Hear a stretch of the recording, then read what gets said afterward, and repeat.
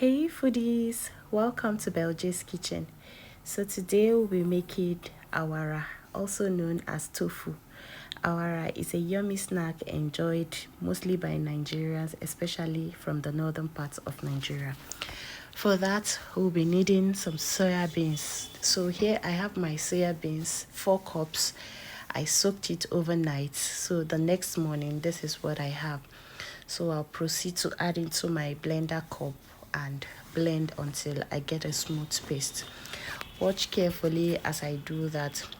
These soya beans was picked and washed before soaking. So it was the next day. This is me blending. I used a total of 5 liters of water for both the blending and the sieving. After blending into a smooth paste, we'll proceed to filtering it. I'm using this mesh clothes. You can use a milk bag if that is what you have available. So this is how I'll be tying it up so that I'll find it easier to work with. So I'll tie both ends, then I'll proceed to pouring in my grinded soya beans. So this is me trying to tie it up. Okay, I get my pots. This is the pot I'll be using to cook the filtrate. So I'll place the mesh cloth over the pots, then add in the already blended soybean paste. I dissolved it with a little bit more water so that it will be loose and to come out of the bag easily. So you sieve and ensure every of the milk is squeezed into the pot. You do that. My hands are already washed. You can see I have a proof.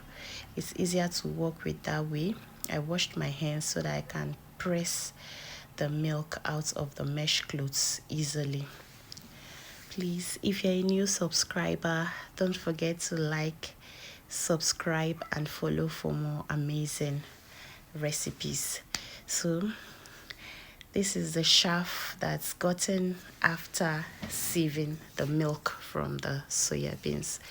So you do that until everything is exhausted. So after sieving, this foam at the top, I'm trying to take it off before proceeding to boil over my gas cooker.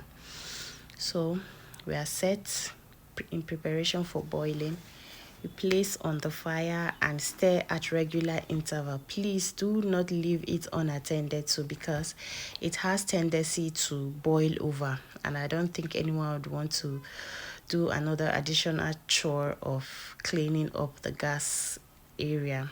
So you stir at regular intervals. As soon as it's boiled, the coagulant we'll be using is white vinegar.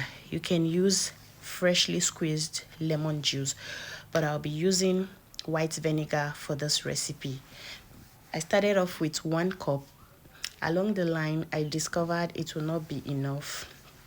I had to add in another cup. This is the milk is trying to form together. It's already turning into a curd. This is the 2nd cup I added when I discovered the 1st cup is not enough to boil or curdle the milk to my taste.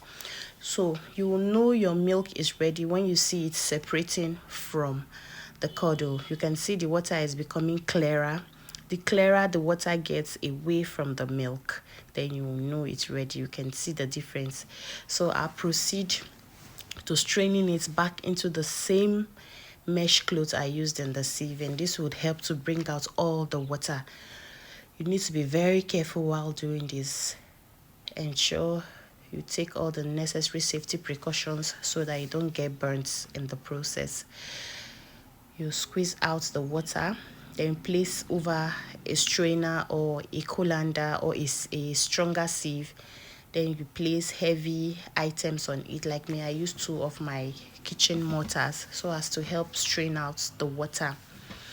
This can sit for around 10 to, or let's say 30 minutes, depending on the size.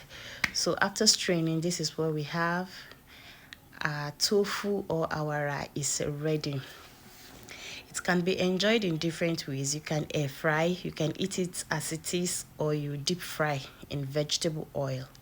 So this is me here trying to portion it.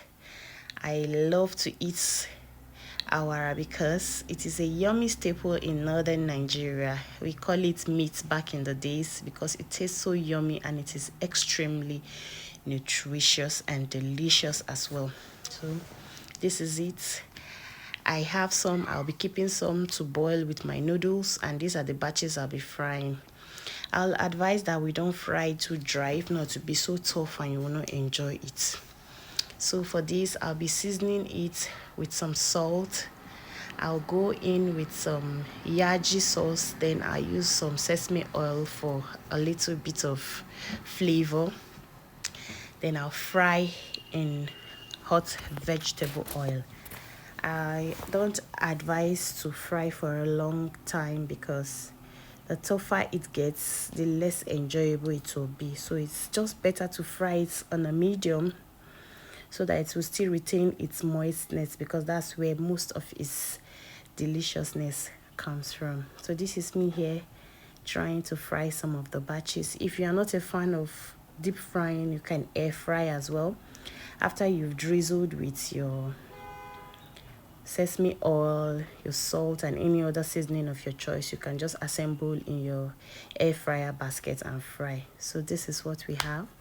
I served mine with a portion of YAJI, also known as SUYA spice. I have a recipe on the page. You can look that up if you're interested. See you.